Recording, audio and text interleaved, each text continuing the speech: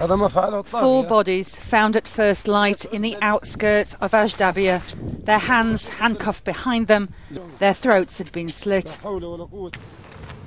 We were taken to the place they were found. 4 people, I'll show you. This one here, another one's down there. Yeah. And told that they were anti-government fighters who had been captured and executed by Gaddafi's men.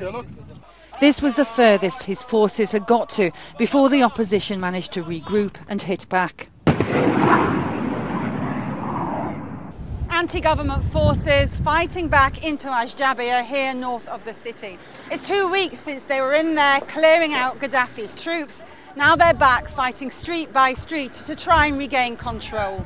It's as if the last fortnight never happened. One soldier was blaming the fall of the city on lack of communication between the army commanders at the front and those further back holding the defensive line. Some rebels have satellite phones and they talk to the army, but they're still lacking in coordination and communication devices. Then the breakthrough late morning. NATO destroyed 11 Gaddafi tanks to the west of the city and the shelling on Ajdabiya stopped. The rebels were back in control. We drove in tentatively and headed for the hospital. Again, the doctors had stayed behind as Gaddafi soldiers had compassed through the gates. One confirmed he had seen 4 fighters' bodies with their throats cut.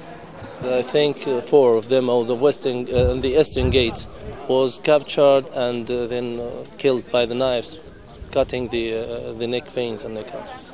An hour earlier, these doctors had fought to save the life of a Gaddafi soldier who anti-government forces claimed had shot himself after they'd surrounded him at a school. "We wish you'd surrendered," they shouted. He was rushed to intensive care, but doctors said he was unlikely to survive. One of the Gaddafi soldiers, once our revolution has surrounded him, he has killed him. So they have asked him to surrender, but as you know, he has shot himself. The gunshot and the shot of the gun has cut the neck, cut the trachea, and passed through the base of the skull. I think he has a brain death. Gaddafi's soldiers occupied Ajdabiya for just 24 hours. In that time, doctors here say 13 civilians were killed and more than a dozen injured.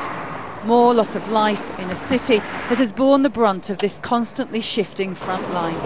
Turton, Al Jazeera, Ajdabiya.